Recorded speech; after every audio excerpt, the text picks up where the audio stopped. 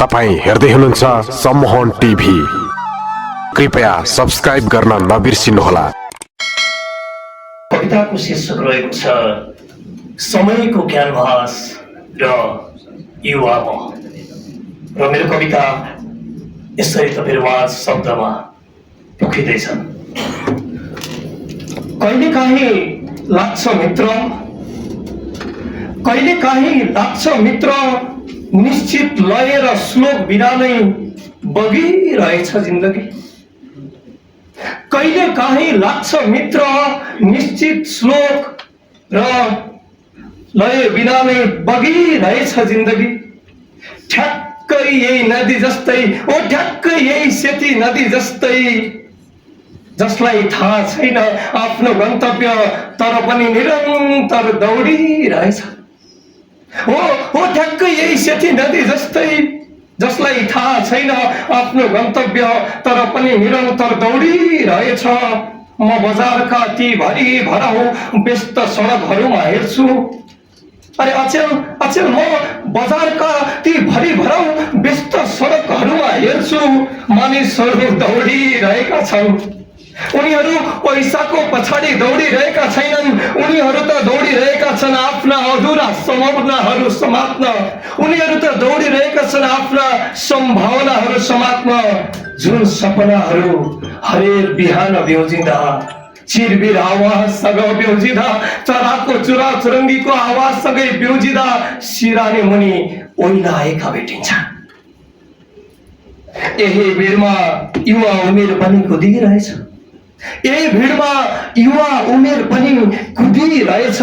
खल्तीमा शैक्षिक प्रमाण पत्रका थुप्राहरू बोकेर र ओठमा एउटा नक्कली मुस्कान सजाएर। हो मित्र, यही भिडमा युवा उमेर पनि कुदिरहेछ। खल्तीमा शैक्षिक प्रमाण पत्रका थुप्राहरू बोकेर र ओठमा एउटा नक्कली मिठो मुस्कान सजाएर। नयनहरूमा एकातिर देश बनाउने जोश छ, यी नयनहरूमा साँच्चीकै एकातिर यी नयनहरूमा देश बनाउने जोश छ, अर्कोतिर भोलि सबेरै के खाने भन्ने रिक्तता पनि त छ। सरकारी सेवाका किताबहरू पल्टाउँदै सरकारी सेवाहरूका किताबहरू पल्टाउँदै ढोकाहरू रोजगारीका ढकढकाउँदै गर्दा भैँसको रङ बिस्तारै उडिरहेछ। आज म चौबाटोमा उभिएको छु, हेर न मलाई, आज म चौबाटोमा उभिएको छु। एउटा बाटोले भन्छ अरे यही बस, माटो खन, सङ्घर्ष गर, तर अर्को बाटोले देखाउँछ त्रिभुवन विमानस्थल। अनि त्यो खाडीको तातो हावा, तातो पानी अनि तातै बालुवा।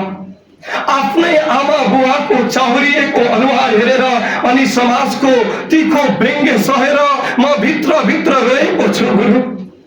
लाग्छ आफ्नै आमा बुवाको चाउरिएको अनुहार हेरेर अनि समाजको तीखो व्यङ्ग्य सहेर म भित्रै मरेको छु गुरु।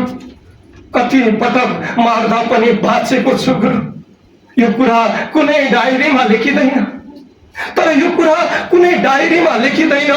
यो पीडा त राति भिज्ने आँसुमा र राहदानीको त्यो रातो कभरमा मात्र भेटिन्छ। यो कुरा त राति भिज्ने ती आँसुमा र राहदानीको रातो कभरमा मात्र भेटिन्छ। महोदय, सङ्घर्षको कुनै एउटा निश्चित व्याकरण हुँदो रहेनछ। अरे महोदय, सङ्घर्षको कुनै एउटा निश्चित व्याकरण हुँदो रहेनछ। दुःखको कुनै निश्चित छन्द हुँदो रहेनछ। भोको पेटले र बेरोजगार युवाले गाउने गीतमा, वाचन गर्ने कवितामा सुर त मिल्दैन, तर त्यहाँ सत्य अवश्य लुकेको हुन्छ। हामी भ्रमको दुनियाँमा सोच्दैछौँ होला मित्र, हामी भ्रमको दुनियाँमा सोच्दैछौँ होला सुख भनेको एउटा ठुलो महल हो, तर बुझ्दै जाँदा थाहा भयो खुसी त साँझ पख बासँग बसेर सँगै तातो खोलेको कचौरामा हाँसो मुस्कुराउँदो रहेछ। खुसी त बासँग बसेर साँझ पख खाँदै गर्दा तातो कचौराको त्यो मुस्कुराउँदो रहेछ। समय पनि एउटा अचम्मको चित्रकार जस्तै रहेछ।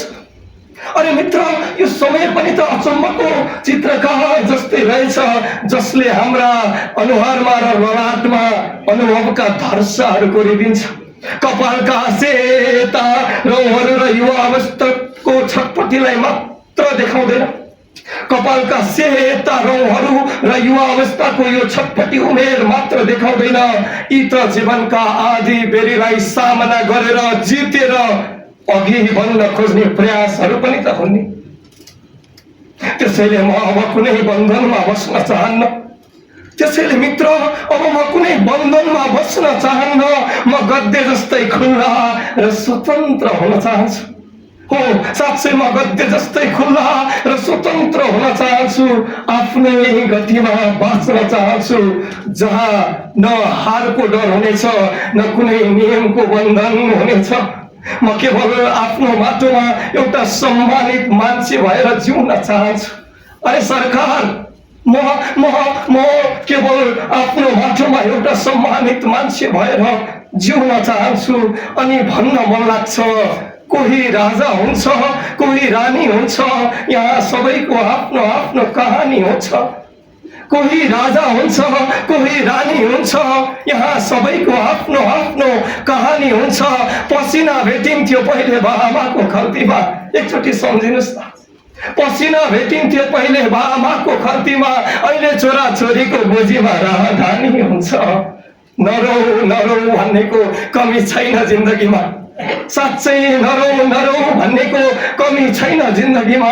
के थाहा उनीहरूलाई, यी नयनमा पनि त आखिर समुद्र जत्तिकै पानी हुन्छ।